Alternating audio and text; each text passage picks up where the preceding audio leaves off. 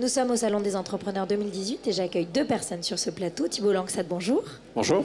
Et Geoffroy Roux de Bézieux, bonjour. Bonjour. Tous les deux vice-présidents du MEDEF. Alors l'an dernier, vous étiez en fait ici même et il se passait des choses, vous défendiez des mesures. Un an plus tard, on en est où ?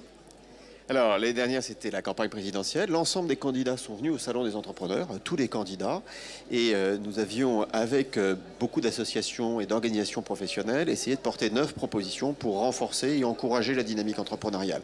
Que ce soit sur la création, sur la transmission, sur le financement à l'export. Et aujourd'hui, force est de constater que ces 9 propositions, dans l'intégralité, sont reprises ou discutées dans la loi Pacte portée par le ministre de l'économie. Et donc voilà la démonstration que quand on s'engage, quand on porte des mesures, eh bien ça peut porter ses fruits.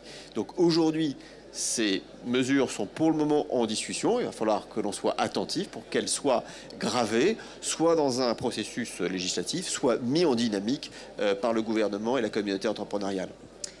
Geoffroy Roux de Bézieux, vous connaissez vous-même l'entrepreneuriat depuis longtemps. Vous pensez que voilà, ces mesures défendues, de toute façon, ça ne peut avancer que par le terrain, pour le terrain ?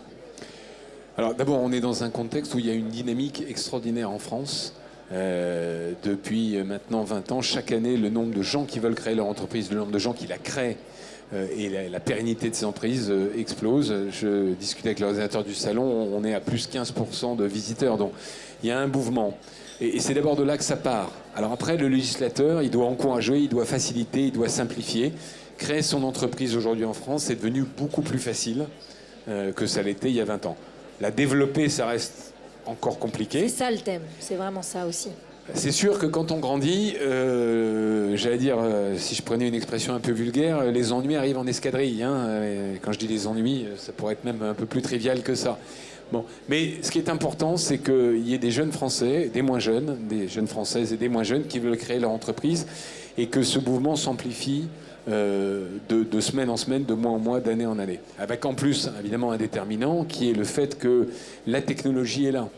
Aujourd'hui, il y a des multiples champs de technologie où on peut créer sa boîte, son entreprise, qui n'existait pas il y a 20 ans. Et tous les jours, il s'en crée.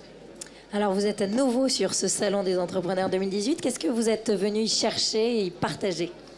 Alors partager, c'est finalement de bien expliquer l'engagement des entrepreneurs au sein de cette communauté entrepreneuriale, de faire en sorte que chaque entrepreneur se sente également investi de cette mission. Quand on voit des initiatives comme 100 000 entrepreneurs, mais quand on voit aujourd'hui des initiatives sur le fait que des militaires qui souhaitent devenir entrepreneurs sont parrainés par des chefs d'entreprise et que dans ce parrainage, les chefs d'entreprise rentrent d'une certaine façon dans l'armée au travers de la réserve citoyenne, on est dans un échange vertueux qui est très proche de la RSE et qui fait qu'aujourd'hui, la dynamique entrepreneuriale n'est pas uniquement centrée sur le profit, mais également sur le partage des valeurs. Quand on a des entrepreneurs qui s'engagent dans l'entrepreneuriat dans les quartiers, qui disent finalement l'entrepreneuriat dans les quartiers, il faut le traiter exactement de la même façon que l'entrepreneuriat au sens large, et qui passent du temps pour incuber des profils, pour susciter l'envie de créer une entreprise. Ce n'est pas forcément de leur trouver une idée, mais tout simplement pour casser les plafonds de verre, pour dire si vous êtes dans les quartiers, c'est pas parce que vous n'avez pas fait une bonne école de commerce, que vous pensez de ne pas avoir d'argent ou pas de réseau. Faites compte, c'est une question d'envie et on trouvera par la suite la meilleure idée en fonction de votre envie. Eh bien, ce sont des entrepreneurs engagés qui le font. Et c'est ça qu'il faut maintenant encourager. Au moment où on parle de l'engagement, on va dire, de l'ensemble des citoyens, les entrepreneurs n'ont pas attendu pour pouvoir être engagés. Et on vient témoigner, justement, au travers de toutes les initiatives que le MEDEF a portées, soit sur les sportifs, les militaires, sur les sujets d'égalité-parité, eh bien, on n'a pas attendu un cadre réglementaire pour pouvoir le faire. Vous parlez justement de ces plafonds de verre sociaux, genrés, à casser. Quelles sont concrètement les actions sur le terrain à mener ? C'est quoi les prochaines étapes demain ? Il y a le sujet des seuils qui reste un sujet. J'ai vu avec plaisir que le ministre Bruno Le Maire en a parlé. Alors je ne sais pas si ça sera dans la loi Pacte ou pas, mais ça reste un blocage. Bien sûr qu'à chaque fois qu'on passe un seuil, comme les obligations augmentent et comme les charges augmentent, ça pose un problème. Donc ça reste finalement l'obstacle numéro 1. Après, on est un pays surréglementé, suradministré. On a 3 codes de plus de 3000 pages chacun. Là aussi, tout ce qui peut contribuer à simplifier facilite la vie des entrepreneurs. La simplification sur le terrain, directement. Merci beaucoup, messieurs, d'avoir été avec nous.